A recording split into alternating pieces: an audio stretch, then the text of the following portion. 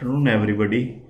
I'm D.K. Dwivedi, professor in Department of Mechanical and Industrial Engineering. Primarily, I work in the area of metal joining, uh, with little bit interests in the surface modification using like FSP or coatings. Uh, we have been doing this joining of metals using solid state and the fusion based welding processes for long, but primarily for the similar kind of metal systems where the component or the members or the metals to be joined are of the same type. uh, but of late, like recently, we started work on the dissimilar metals as well, wherein the two metals with the completely different characteristics, or the metals with the widely different characteristics in terms of same type of metal, but the different lot of difference in terms of the physical and mechanical properties. So when the properties of the two members to be joined differ significantly, then they lead to the lot of difficulties in joining due to various issues related with. So what I will do now, I will start my, this is just a little the background only. So I will start my presentation and I will use my the actually this is the tablet, which so tablet come laptop, so I'll be using in tablet mode so that I can write also. Okay, so maybe my camera may not be visible in that case, but in this case primarily probably only screen is visible. So as far as the content is concerned, there are about 40-45 slides are there, which are basically related with this broad area only. So these are the different aspects on which I'll be talking of, like the fundamentals, then what are the general approaches, and what are the things to be kept in mind while developing this kind of the dissimilar metal joints.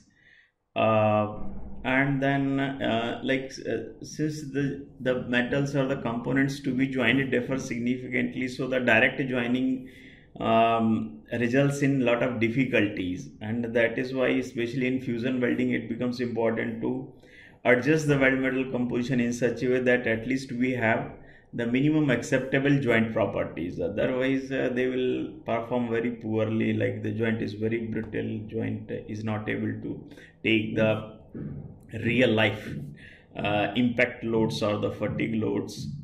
The different types of the steels, as well as the steel and aluminum joining using the solid state joining like the FSW and its variant, about that I will talk a little bit. So it's difficult, no, when you want to bring the two different things together. It's not that easy to put the things, two different things together, and then to have a long survival. And whatever the joints are developed, we want that they really survive in real life. So if the two components or the two things need to be joined which differ significantly, then a lot of things are needed, a lot of adjustments are needed, but all that can be done only if there is a will for doing this. Okay, so across the globe you will see a lot of different people, different combinations will be coming up, and they work also at times if there is a will.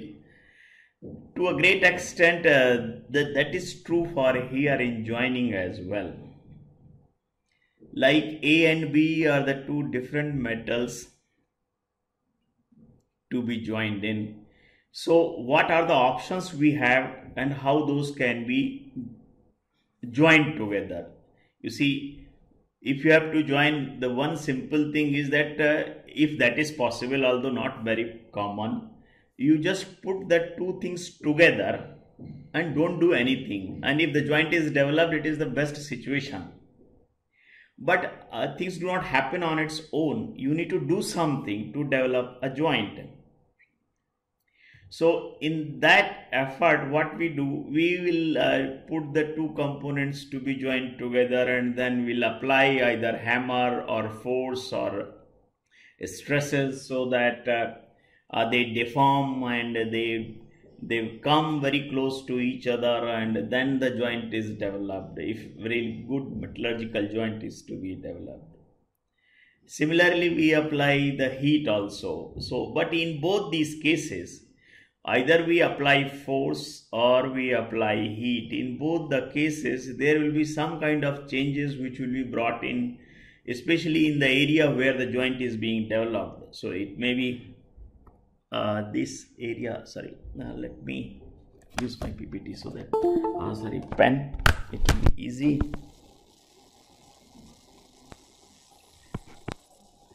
Okay, so going back to my last slide, this one.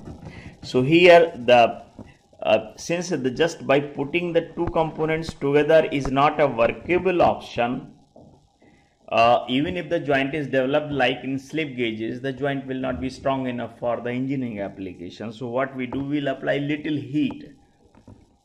When little heat is applied for developing a brazed joint, maybe that the base metal may not be affected much, but still the joint may be weaker, may not be very good in terms of the strength. So what we do, in this case, in the brazing and soldering, there is no need of whether they are really compatible with each other, what are their properties, what they do, what they don't do, what are their characteristics. That hardly matters. Although little metallurgical interactions between the brazing or soldering material will be taking place with these substrate materials, with the base materials. On the other hand, if you go with the A and B, the being joined, okay, using the deformation based approaches, so in that case it is required that the two deform equally to have a good joint. But since the two are different, so their yield strengths may be different, ductility may be different, and they may not be metallurgically compatible as well. So the extent of deformation which is coming from the two sides may not be equal, and if it is so, then you may find that the interface is flat and the joint is not really strong. So there has to be really very good intermingling and the deformation between the two members to develop a good joint, even without application of the heat in deformation based approach. Okay, in this case also the heat developed may not be much or may be very negligible, like in ultrasonic or explosive welding it is very negligible. But in the FSW or friction based welding processes, the heat developed is really quite high, which may be even more than what we supply in case of the brazing and soldering. When then the next approach which comes out and also used for developing the joints is this fusion based. Okay, in fusion based, again there will be the things like the melting point, the thermal conductivity, the thermal expansion coefficient. If these characteristics are differing significantly in case of A and B, then what you will find, the weld is not symmetric, or weld may not be through, or even if it is developed, you may find that okay, whatever the joint characteristics you have, they are not really workable, because the weld metal is very brittle, of very low impact resistance, and with a lot of defects and cracks. So even the fusion welding may not be good enough, because A and B are not compatible to each other. So hardly we use the direct fusion welding, means autogeneous welding, but it is mostly used with the filler metal of C type, which is compatible to both A and B. So and then next approach is here diffusion. In diffusion, the entire member to be both the members to be joined are put together. Hello. Sorry, I'm in meeting. Okay, I'll call you later. Okay. So you see, entire component or assembly of A and B is put at a high temperature under vacuum conditions and then under pressure. We ensure that there is a good metallic intimacy between the two members and the diffusion across the interface takes place. So in this process, if the two are metallurgically compatible with each other, they may find very good interface. But if that is not the case, so that they may form some intermetallic compounds also at the interface, which may be reasonably good, which may be poor, and that will dictate the joint performance. Okay. So in these cases, there may be a lot of other variants, but whenever we see, you see, the application of heat is preferred because the joining using the solid state metal, solid state joining, solid state, or using the pressure or using force, the joining of all types of the member sections is not workable. So we prefer to use the heat. Heat is preferred, provided it is not harmful for developing the joints. For developing the weld, for developing the base metal, like if A and B, if the two can be joined using the heat, and whatever the joint is made, that is still workable and without much compromise to the base metal properties, then we prefer heat. But we find that if the heat is not acceptable, then we go for this solid state joining process, wherein like mostly the pressure or the deformation or the diffusion kind of thing will be used for developing the joint. One more thing here, the filler.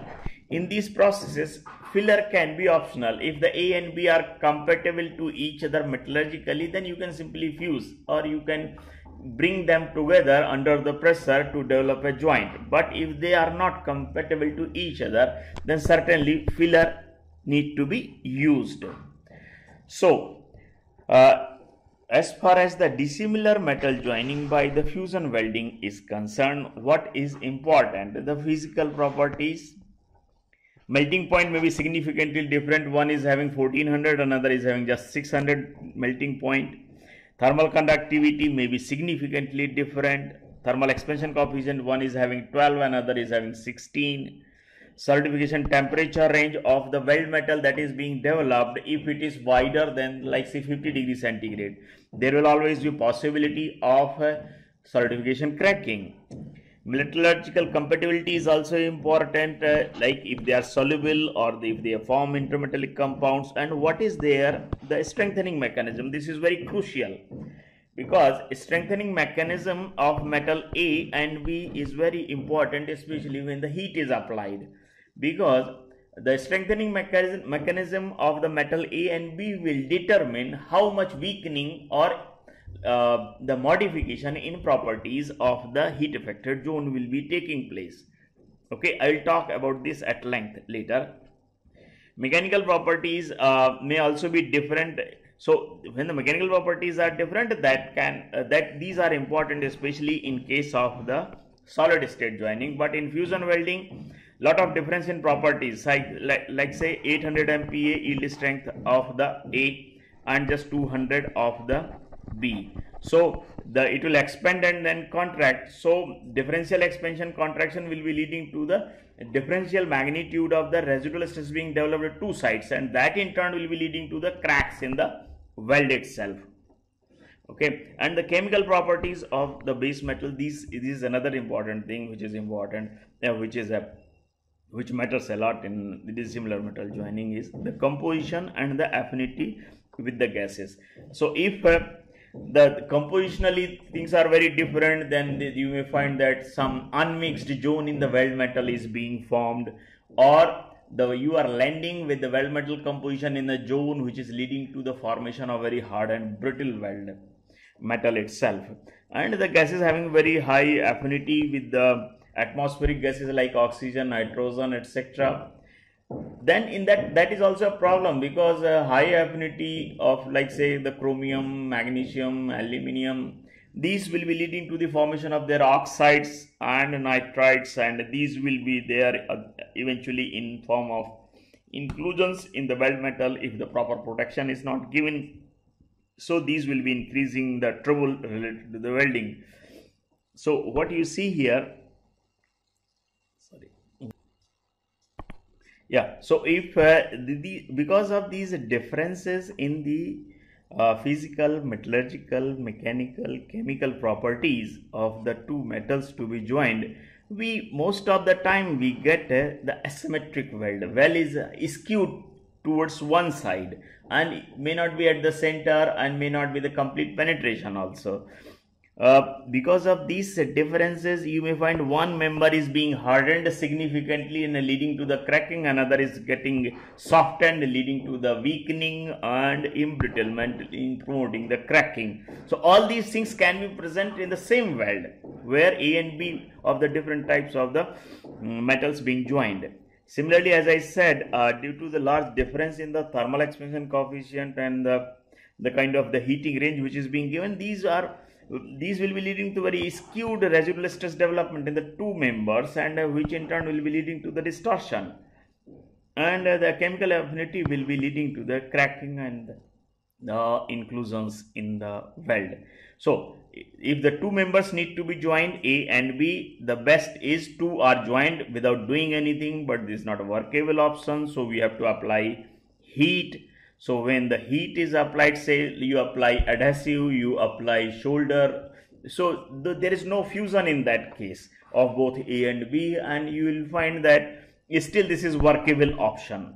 Okay, then otherwise we have to go for the fusion when we apply a lot of heat, and when the fusion is done of the fine surfaces, you will see that heat affected zone is developed both the sides and a weld metal is developed, and this weld metal may be good, may not be good, depending upon the kind of filler you have used or direct fusion or the kind of the compatibility which exists between the A and B. Okay, so something can be done with this weld metal, because at least we have an option of choosing the suitable filler, but we don't have any option to control this, that is the HAZ on both the sides, and this is the major technological problem associated with the welding. This may be very hard and this may be very weak, very soft. So that is a kind of thing, HAZ is a kind of thing which needs to be understood properly, and then suitable remedy or welding procedure has to be developed accordingly. Now this is very easy to understand. This will guide where to focus, how to do it. Okay, as far as the dissimilar metal welding is concerned. Actually, weld joints fail in three ways. One is the elastic deformation. Second is the plastic deformation. And third is the fracture. Okay, so the location of where is the weak zone. This is a basically chain. So what is the weak link? One is this member, another member is this, and third is this. Maybe fourth and fifth you can consider HAZ, because they are also completely different properties, in terms of properties. So where the weakening is taking place, that has to be identified. So maybe in elastic deformation it may not be very significant. It may not be easy to distinguish where is the weak zone, but in plastic deformation certainly you can you can do this, where the deformation is getting localized, and that can be identified. It may be like in the heat affected zone, it may be weld zone, or in the base metal itself. And because of the deformation, whenever things go beyond the acceptable limit, you have to reject, the things will fail, you have to replace it, like that. And the last one is the fracture. Now fracture can occur due to the various causes, like there is overloading, excessive loading, there is a creep, there is a fatigue, there is an impact. So there can be various various types of the loading which can cause the fracture or the separation. But where from it is taking place, especially in dissimilar metal weld, that is important, and that will give you the venue to identify the area of the weakness. And everybody should focus on the weakness. Why should we focus on the strong things? If the failure is taking place from this zone, we should focus here only. Okay, sorry. we'll not be focusing on this side, right? So and will not be focusing on the weld or the HAZ if the failure is taking place here. But if the failure is occurring, if the failure location is the heat affected zone or in the weld zone, then certainly this is a concern, and we have to focus, we have to identify the region of the failure, and then accordingly the corrective action has to be taken. If the failure is from the weld, let us choose the suitable filler. Let us choose, if it is autogeneous weld, let us use the filler of the desired mechanical properties. If the failure location is the heat affected zone, which side? In case of the dissimilar, this may be the member A heat affected zone or member B heat affected zone, and accordingly we have to develop a strategy for. Like steels mostly show hardening and aluminium mostly shows the softening, but there are certain steels, like if you steel in normalized condition and quenched and tempered steel, when the two are welded, you will see one is getting softened and another is getting hardened. So one which has been softened will be failing under the external loading, and that is the area of the weakness. So the different systems, the different responses for the heat as well as to the pressure. This is the simple thing what I have said earlier, like we want minimum thermal damage or damage due to the deformation in the base metals. If the two are being joined without doing anything, best, like in slip gauges, or you put adhesive, you put shoulder, you just go for the deformation, or you fuse. Or if still things are not working, let us do the hybridization.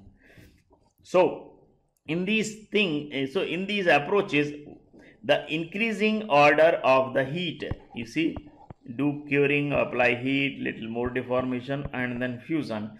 More is the amount of heat being applied, greater will be the issues related with. And if the greater are the issues related with the heat affected zone, then greater will be the weakness. We always make effort to develop a joint which is sound and developed with the minimum possible heat. Okay, so say this is a typical fusion joint where you have A and B. A and B, if they are different, then you cannot use this because they may not be compatible. So you have to use the filler of the C type, which can act as a bridging filler compatible with the both. Many times this is also not workable, many times. So in that case we use the different approach, like we will be doing the cladding, or we will be doing the weld metal or filler of which can help to develop the functionally graded the weld metal characteristics. So I will talk little about that a little bit later. So okay, the performance of joint, as I said, the failure approach will dictate the performance, where what is the mode of failure and what is to be avoided. So if you see the performance of the joint, in any joint you'll see A or B this. So in any joint of A and B, these are the zones. Either weld will fail or the heat affected will fail, heat affected zone will fail. If the base is failing, then you can certainly this is the design aspect, and you can look into that. Really A and B are not good enough to survive under the service conditions, so you can replace either A or B. But if those have been identified, then failure should not occur from A or B.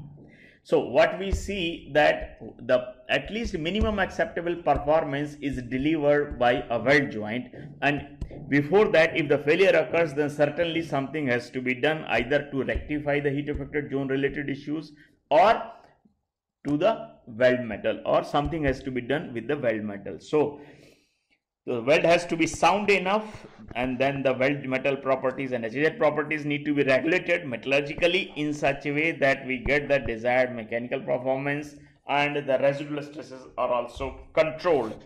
So residual stress, mechanical properties, metallurgy, weld metal, and heat affected zone, and soundness. These are the aspects that will be dictating the performance. In the weld metal, at least we have an option to choose the filler of the suitable. Like the base metal is a 400 and A and B is 300. You can choose a overmatching filler of 500, so the weld will never fail. Okay, but so that is the option available, at least in those cases where you are using some kind of filler. You can, but you don't have any option with the heat affected zone, and that is why all efforts or most of the efforts are made to ensure that HAZ is acceptable or it is minimum through the suitable the welding procedure that is primarily controlling the heat input. And in the weld metal properties, what are the things that will be affecting the weld metal properties? This is the composition of the weld metal. That is for a given composition, if you change the weld thermal cycle, then again properties will be different, and it has to be sound. So these are the three aspects that will be dictating the weld metal properties. But the good part is, if we control the weld pool properly, regulate the heat input, we can have a good control over the weld metal properties, and we can get the desired performance. But when the heat affected zone is developed, that will be making lot of troubles. So we'll be talking about that. Say, whenever heat is applied, these are the different roles performed by the heat. It helps in cleaning, melting, deformation, facilitates deformation by lowering the yield strength and increasing the ductility, and diffusion. These are the different purposes for which heat can be applied. You know, whether it is fusion welding or the solid state joining process, a minimum amount of heat has to be applied to get the maximum combination of the joint performance. If the heat is less, again you will find that there are a lot of weld discontinuities and stress residues, the lack of penetration, poor melting, etc. And too much heat is also not good. So heat has to be supplied, but whatever heat is supplied, that should be the minimum one. Okay, so there is an optimum heat. More or less in both the case will be deteriorating the performance of the joint. So why heat is so important for the weld performance?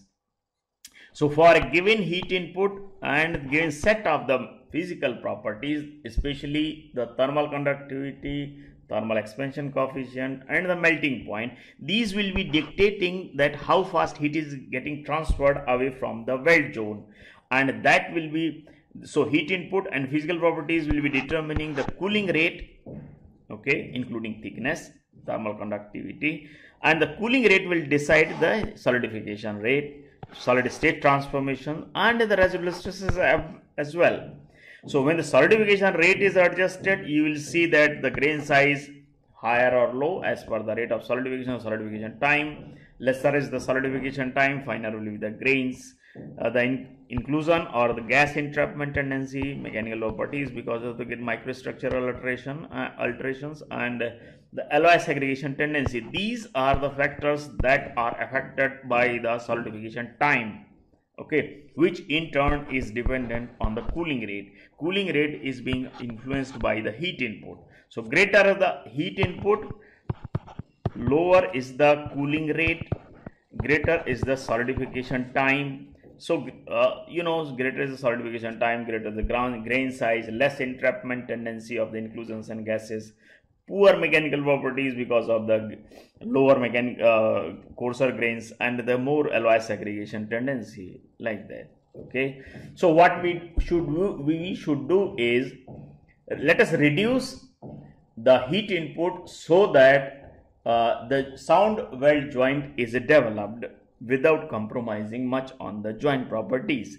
So what we have options, like starting from the gas welding to the laser welding. This is the kind of the power density that they offer. Increasing power density of the welding process. Higher power density means in very less time it will deliver a lot of heat. Okay, so when the power density is high, for a melting of a given metal, that is a property like say the 2 joule per mm cube kind of thing. For steel melting. So the point is, to get the desired amount of the heat being delivered in very less time, you need very less time from the high power density processes, while the low power density processes like gas welding, they will take very long time to deliver the desired amount of the heat. At the same time, longer the time they are taking to deliver the desired heat, lot of heat will be getting dissipated to the base metal, and that's why you need to supply extra heat. That is why what we say, that whenever the power density of the welding process is low, you need to supply lot of heat, while the heat delivered is less, heat to be delivered to the base metal is less when the high power density welding processes are used. So that is why, so in case of the laser welding, you may get this size of the heat affected zone and weld zone, but on the other hand, when you use the say arc welding or submerged arc welding process, you may notice that weld zone is very large and then the heat affected zone is very large, and these will be compromising with the joint properties. So heat is being delivered, now it may get to one side or another, and in any case it will be going to both the sides, and when it is going to both the sides, as per their characteristics, they may harden, they may soften the base metals.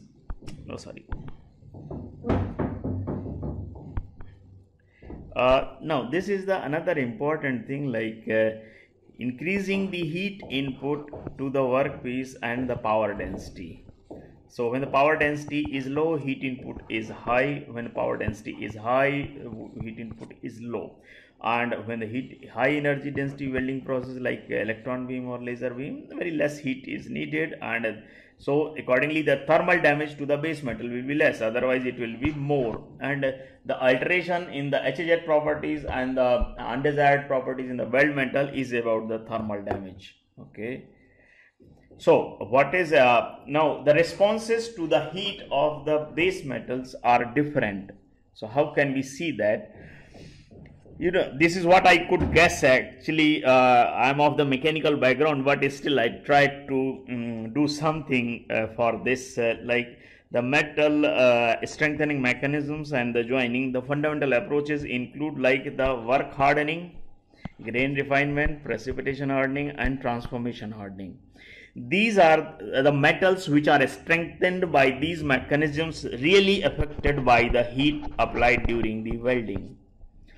Application of the heat applied during the welding in case of the dispersion hardening and solid solution strengthened metals is not that much, because except the whatever grain coarsening is taking place, that will be leading to the minor compromise or alteration in the properties. Otherwise, all these in other cases which are being highlighted with this orange color, they in those cases the properties are altered very significantly. So you may get, in case of transformation hardened, you may get the hardened metals. In case of precipitation, work hardened and grain refinement metals, you will find that softening is taking place. So the responses may be different significantly depending upon the different combinations being brought in together. Okay, in case of dispersion hardening and solid solution strengthening, the heat may not be doing that much alteration or modification in the joint properties. So it is important to understand why the properties are getting modified. So if you see, this is the weld line, okay, this is the arc, and if we take the 2 points like this, okay, A and B, A is very close to the fusion line and B is away from. So the kind of weld thermal cycle that we get for A, which is closer, the peak temperature is high, and you know, the high temperature retention time is also very long. On the other hand, for B, the peak temperature is low, it takes long to reach there, and then the cooling rate is also low. So what we can see, heating rate, cooling rate, and then high temperature soaking time at a high temperature. So these are the 3 important aspects that we see in from the weld thermal cycle. So the point which is very close to will be showing the trend like this, very high cooling rate.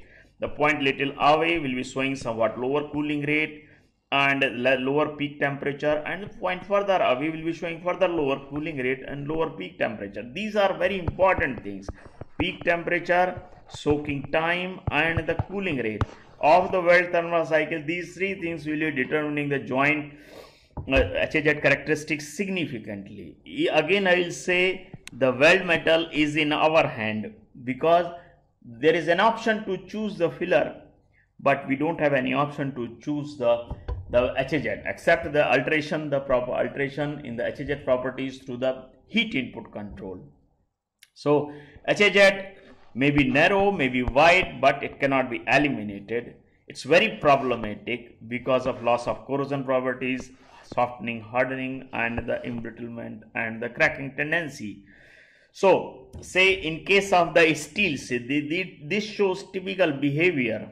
If you see, this is the iron carbon diagram, all of you know. So here this is the zone above the liquidus temperature, but there is a mushy zone showing the partial melting zone where you have liquid and the austenite, then the coarse grained heat affected zone, say for this kind of the line you can see. So the coarse grained heat affected zone, fine grained heat affected zone, then the recrystallized zone, and the base metal. So depending upon the rise in temperature taking place away from the fusion boundary, that will be determining what will be formed. So somewhere very coaxed grains, somewhere very fine grains, somewhere coarse grains, somewhere even partial melting is taking place. So you get lot of heterogeneity in terms of the properties, structures, and that's why the properties. Similarly, if we talk of, so coming back, yes, so the zones which are very close to the fusion boundary, they experience very high cooling rate. The zones which are away from, they experience lower cooling rate. So here invariably you will see that the martensitic transformation or martensite formation is very common, and even in like 0.2, 0.25, 0.3% carbon is silicic is there. So you will notice that hardening of the heat affected zone is taking place. You may choose the weld of any thing of your requirement, that is fine. On the other hand, the work hardened metals, like you take 5000 series aluminum alloy or other metals, so there your strengthening is based on the dislocation formation, and these dislocations annihilated, partial or complete annihilation based on the temperature rise and the high temperature retention at means the retention of the high temperature. So the time for high temperature retention and the maximum peak temperature, these two things will be determining, and apart from grain growth, of course, complete recovery or partial recovery, or say unaffected zone in combination with the partial melting zone or the grain growth. So these will be combining, rather these will be softening the metals heat affected zone significantly, and that's what we can see here. This is the weld zone, then the partial melting zone, and then in case of the precipitation hardenable metals, you will see these get their strength from the precipitates. These precipitates get lost or get dissolved, which is known as a reversion, or it may be overaging, coarsening, or complete loss of the precipitates. So depending upon the distance from the fusion boundary, you may find a very large variation in the temperature. That is very obvious. So increasing distance very close to, this is the two-phase zone, then high temperature retention for longer time leading to the overaging or the reversion, and then you will see unaffected zone. So because of this, again in pH metals, primarily the softening of the heat affected zone will be taking place. Now this is another important, this is that the same schematic showing the zone which is very close to the fusion boundary experiences complete reversion or the dissolution of the precipitates. Little away 2 point experiences high temperature retention is the maximum temperature is less and high temperature retention time is also less. So somewhat partial recovery reversion is taking place, and then somewhat lesser for the lower temperatures. You will see the zone, the distance up to which the compromise with the properties is taking place is, this is the problematic area. Huge loss of strength, and the weld weld may be of your choice, but this may fail very badly because of this kind of so if the weld is of very good strength, but the HZ may be of this kind. So this hardness distribution, this is the HZ, right? So HZ of a very low hardness will be forming the weak location and will be leading to the fracture. Okay. Now, as I was saying, we always try to reduce the heat input so that there is a less problem related with. So less have the heat input, weld zone is size, HZ size is less, the grains are fine. But when the HZ heat input is more, like this, so the HZ width is more, the grains are coarse, so the properties are compromised more significantly, and we find a very wider weak zone. Okay. So this is what typically will show you like the precipitation hardened metals, they show the weak zone in the heat affected zone. This is the weld of our choice. In the work hardened zone, work hardenable metals, the deformation in case of the, like say, the FSW kind of process, what you will see, the deformation will be leading to the hardening, and but heat affected zone will be experiencing the softening due to the recovery and recrystallization. But if you talk of the transformation hardened metals like the steels, then you will see the weld most of the time leads to the martensitic transformation, somewhat partial martensitic transformation in the coarse grained heat affected zone, and somewhat less. So the properties may go like this. What I was saying is this one, like if you take the quenched and tempered steel also, normalized steel will behave like this, right? Normalized or annealed one behave like this. Okay, but if it is quenched and tempered, then steel weld is fine, but the heat affected zone which will be over tempered, and that will be leading to the softening and the failure eventually.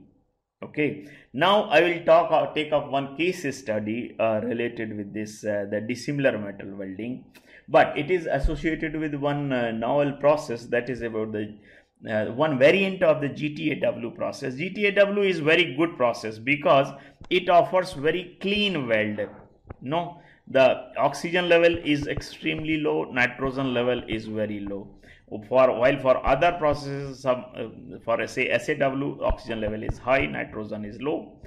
For other processes, these things are high. So after this, GMAW is this CO2, and when CO2 or argon is used. But the cleanest weld is produced by the GTAW. So this is good part. But the process suffers from the 2.5 to 3 mm penetration in one go. That's why it needs the multi-pass welding, and because of this limited penetration, welding speed is low, lot of edge preparation requirements, so that in turn reduces the productivity, or you can say makes the process slow. Okay, so this is a typical GTAW weld, very low or shallow penetration. But the alternative is to go for the multi-pass kind of thing. If we don't do anything, otherwise there is one more alternative, that is of use the activated flux, like use the certain fluxes, so that even GTAW offers you the increased penetration with the limited heat input or with the low heat input. So the low heat input is, and the clean, low HNet, low heat, and the clean weld, these are the two very attractive features of the GTAW. But if it is coupled with the deeper penetration through the use of certain fluxes, it will be very helpful. We don't prefer multipass due to the variety of regions apart from the productivity related thing. So one variant is the GTAW of the TIG welding.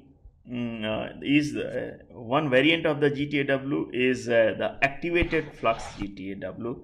What we do here, the activated fluxes are mixed in the acetone, and then paste is applied, and then arc is passed. So these are the two category of the parameters. One is the flux related, flux composition and flux thickness, and others are welding related parameters.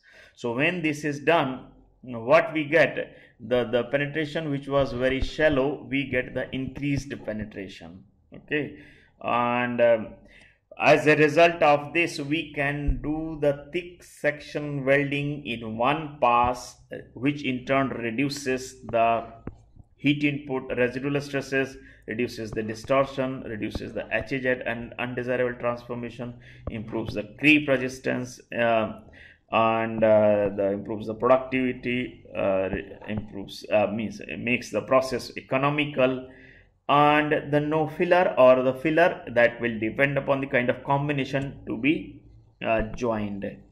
So here, if you see, what are the reasons for this kind of the increased penetration when the activating fluxes are used? The one reason is the normal arc gets constructed when the flux is used.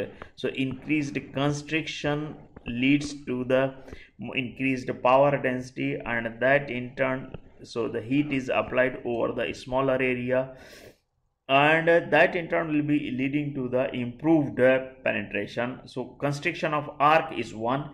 Another one is the Marangoni convection. What is the Marangoni convection? First, reversal of Marangoni convection. Another aspect is reversal of Marangoni convection. So what is that?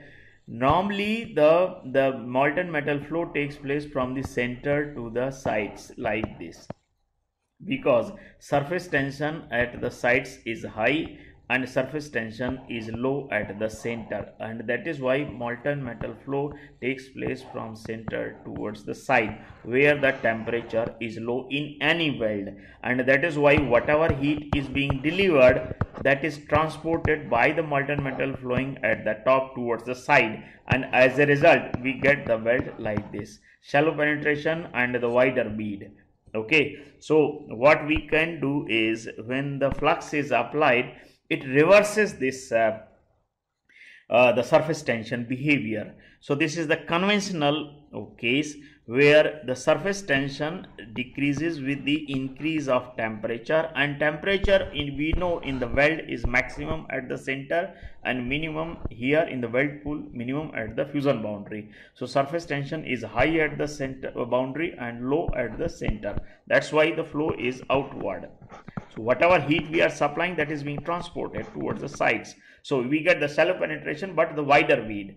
On the other hand, when the fluxes are applied, this surface tension behavior is reversed as a function of temperature. So higher the temperature, greater is the surface tension, which means now the surface tension is maximum at the center here and minimum at the boundaries. As a result of this, flow is reversed like this. So whatever heat you supply, that goes down like this, and that in turn will be leading to the increased penetration. So these are the various forces actually related to the dissimilar metal fusion welding, like composition, thermal conductivity. These are the other important aspects. So these are the main things. These are the forces: surface tension force, in the normal case, surface tension force with the Marangoni convection, and the electromagnetic forces, buoyancy force and aerodynamics force. These are the various forces that will be dictating the molten metal flow in the weld pool. What is important is whatever the heat is being applied, where it is going with the flow of the molten metal. That is important thing. So like say A and B, two different metals. In the normal case, wherever you have the lower surface tension, so from there molten metal will be flowing from that side to the high surface tension side. So if the metal A is having such kind of composition, like this side the weld pool is of the high surface tension, so it will molten metal will be flowing this way.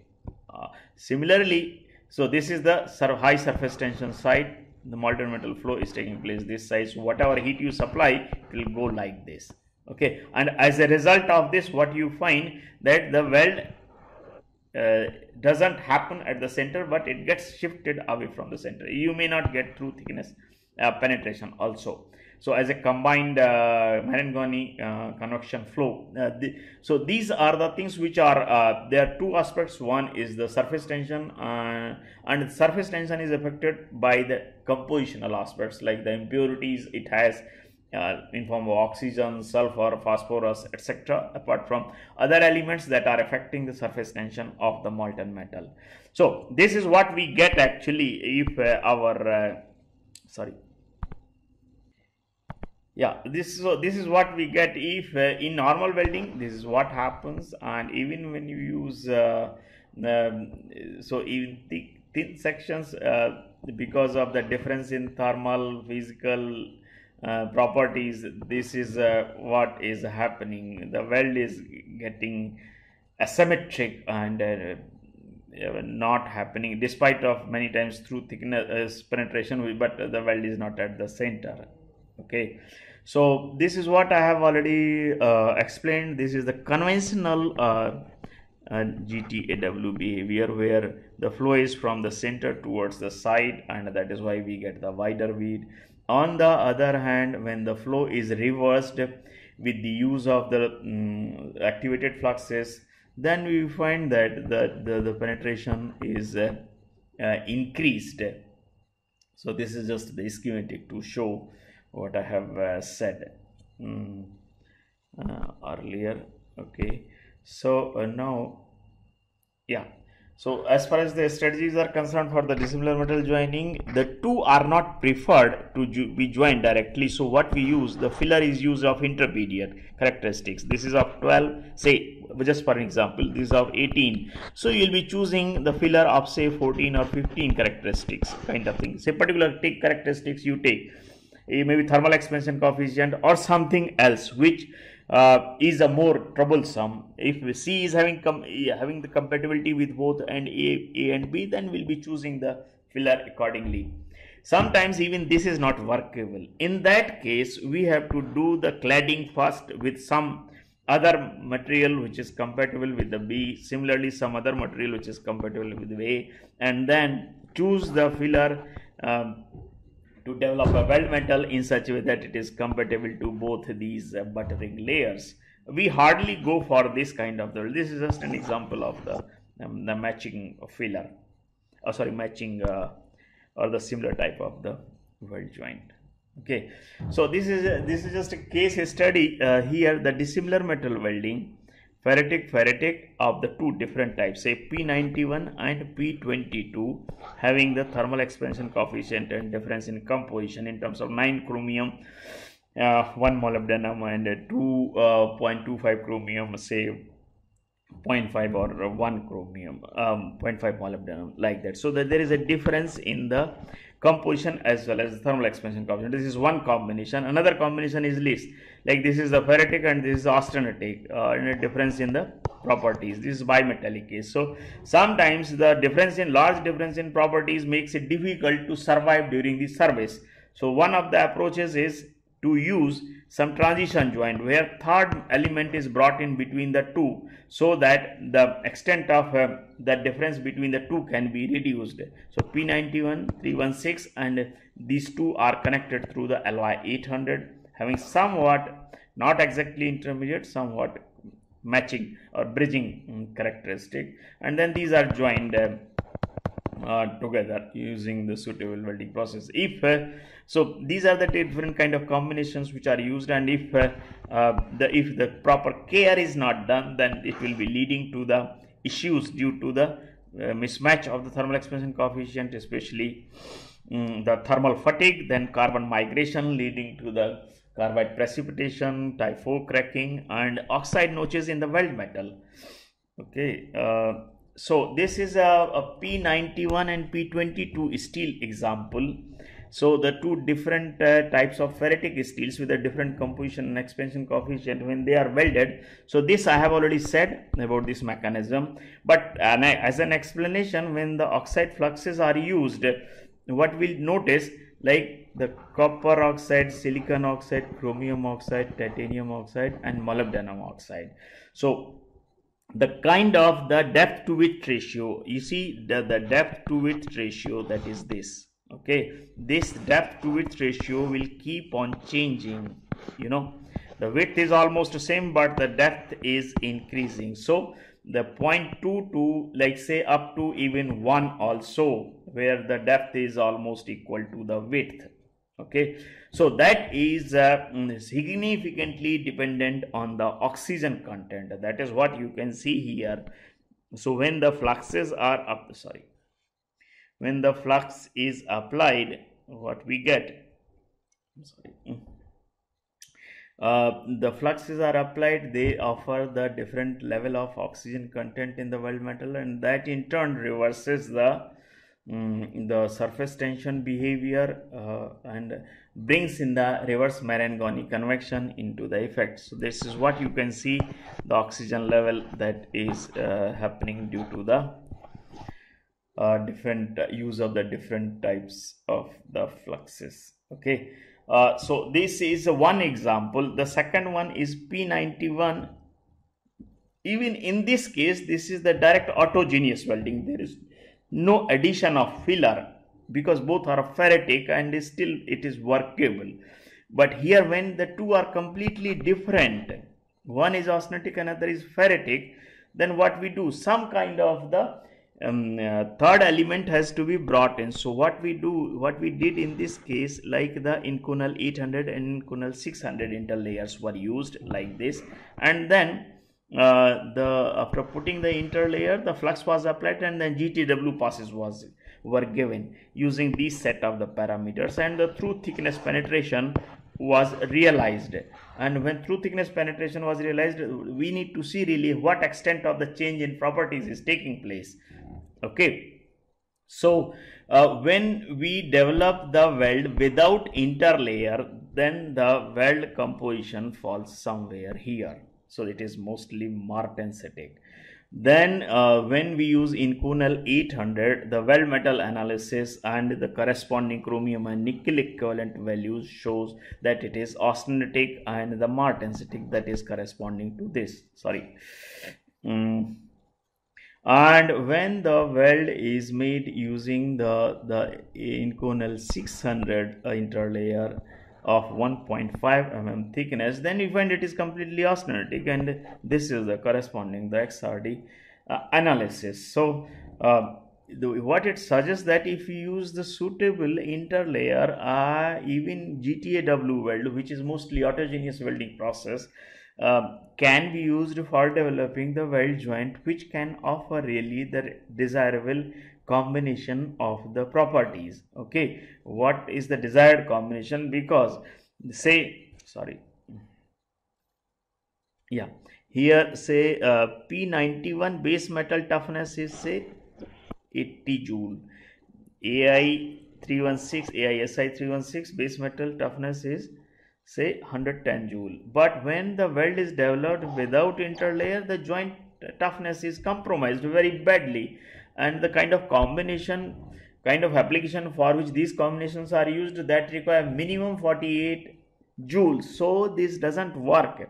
So if the interlayers are used, it gives us the reasonably improved the joint toughness, and in any case the property joint strengths are always good. These are the like supporting features like the ductile fracture or mixed mode of the fracture when without interlayer is used. This is another example of developing the more functionally graded weld metal. So still there is a lot of difference in terms of thermal expansion coefficient, and when such kind of the joints are exposed for cyclic temperature variation from 25 to 600 degrees centigrade.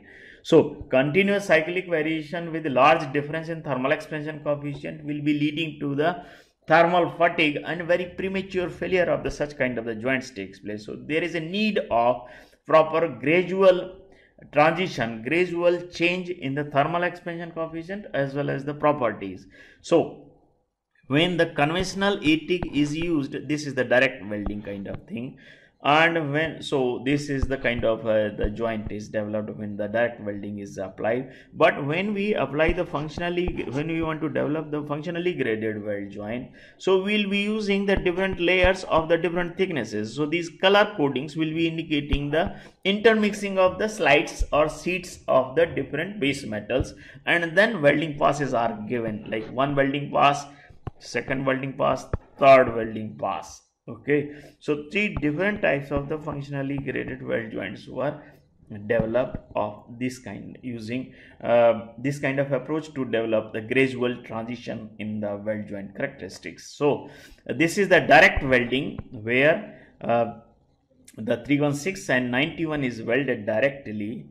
Okay, and this is the case when the functionally this is layer 1, layer 2, and in 3 parts the functionally graded weld joint was developed, and its characteristics were studied. Like so this is the direct welding. This is the kind of change in composition is taking place, like so for iron, then this is for chromium and nickel, right?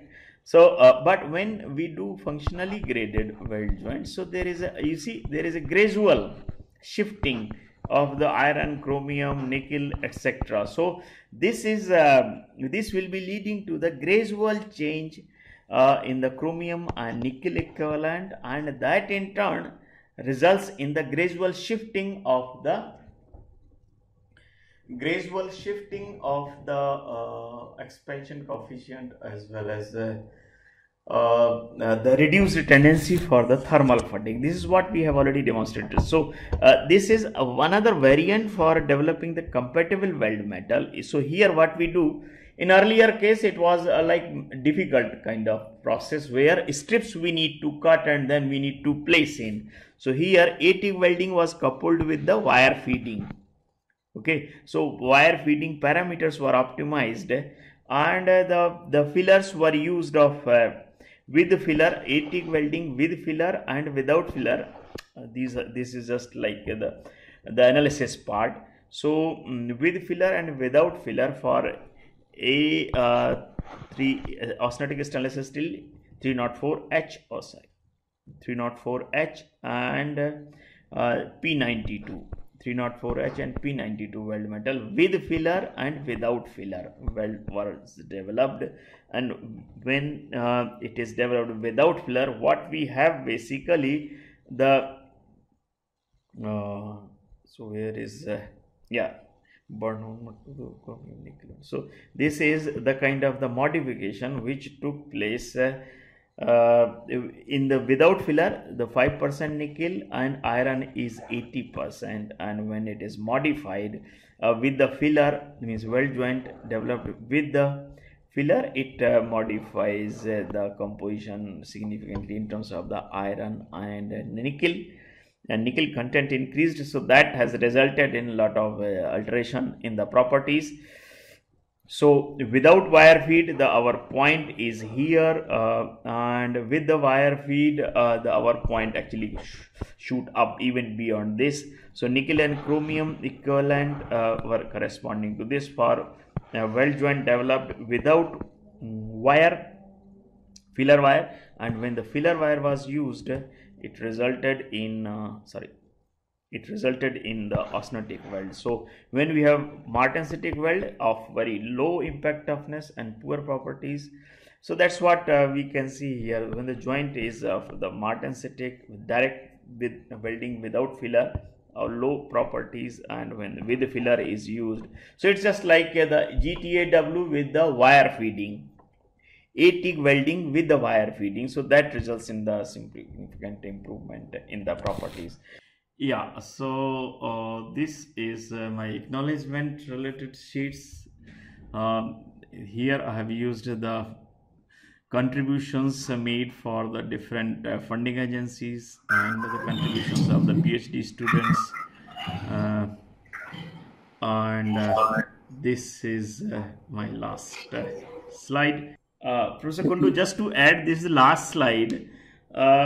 There are many, there will be many BTech and PhD and master's students apart from the faculty.